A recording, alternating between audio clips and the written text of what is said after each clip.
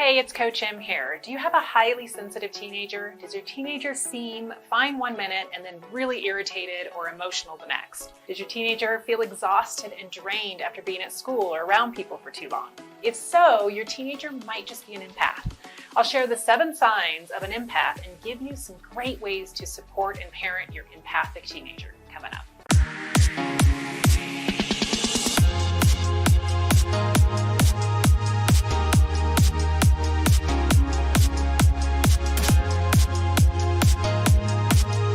If you haven't already done so, if you could do me a huge favor and hit that subscribe button for me, that would be wonderful. I'm on a mission to spread these tools on this channel out to as many people as possible. As you know, life can be filled with so many challenges and hardships, and the more knowledge, tools, and strategies that we have to help us through those hard times, the better. So thank you. Okay, here are 7 signs of an empath. Your teenager doesn't have to have all 7 signs to be an empath, but if they have 3 or 4, they probably are an empath. First sign is that your teenager is highly sensitive. Oftentimes this takes on the form of being sensitive to other people's energy, but it can also mean being sensitive to loud noises or certain fabrics or textures, sometimes particular foods, and oftentimes they'll feel pain at a much more intense level than most people.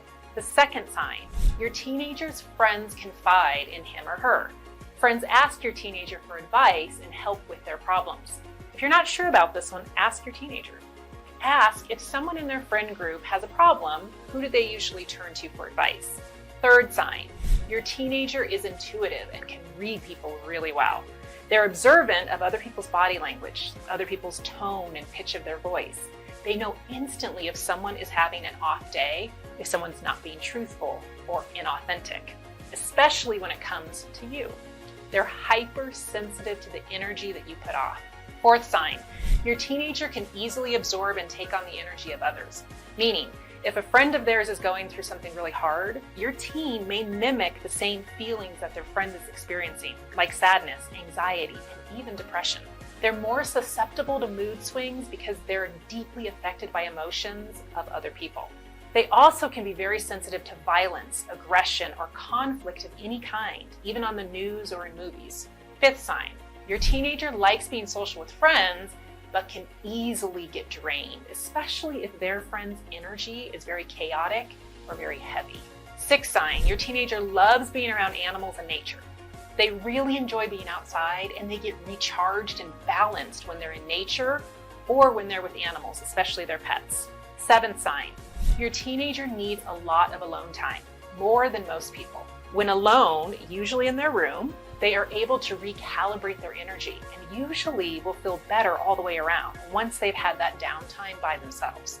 Okay, so what if your teenager exhibits some or several of these signs and you think they are an empath? Now what? I'm going to tell you the most important parenting advice if your child is an empath. I'm a mother of 2 empathic teenagers, so trust me when I tell you that these tips I'm going to give you are extremely important. One of the most important tips that I have for you is to learn the art of validating your teen's emotions. It's an art and it takes a lot of practice. But as parents, we think that we're validating our kids' feelings all the time. But what we think is validation isn't always true validation.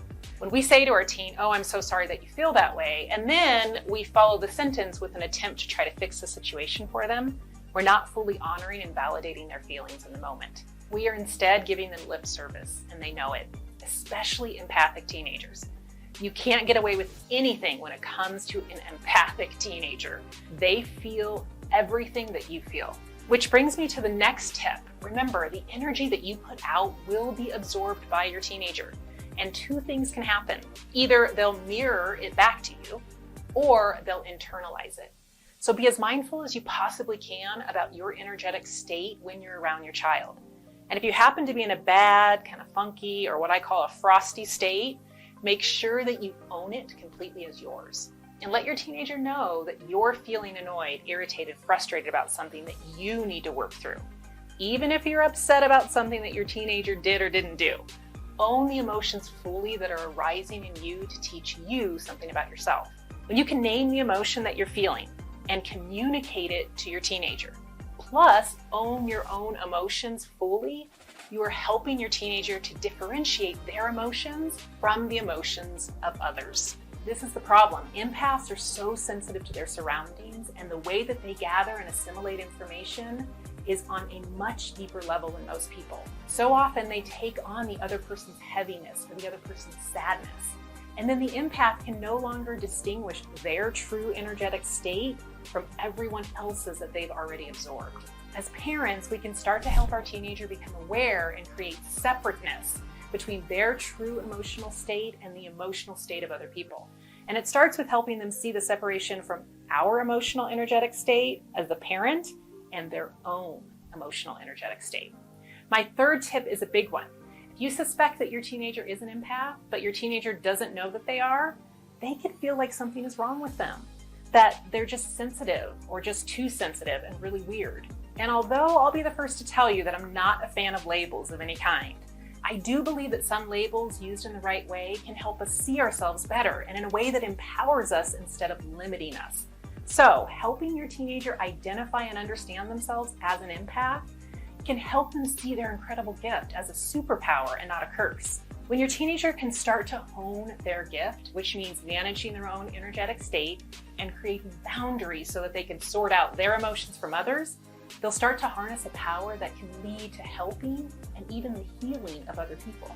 Many empaths are led into high service-based professions like nursing, teaching, counseling, and coaching. And it's because they have this incredible gift. The more that you can understand your teenager's gift and verbally recognize when they're using it, the more that your teenager will start to see it as a strength and not a weakness. I plan on doing a few more videos on specific strategies that empaths can use to compartmentalize and separate their energetic state from others, and how they can manage their abilities in a way that eradicates the feelings of confusion, anxiety, or irritation because they feel everything on such a deep level. There are some great techniques for grounding and recentering that I'll share in future videos, so be sure to hit that subscribe button down below and click on the bell icon to get notified when I upload those videos. If you enjoyed this video, please give it a like and share it with anyone that you think may benefit from it. Wishing you a fabulous day, and I'll see you in the next video.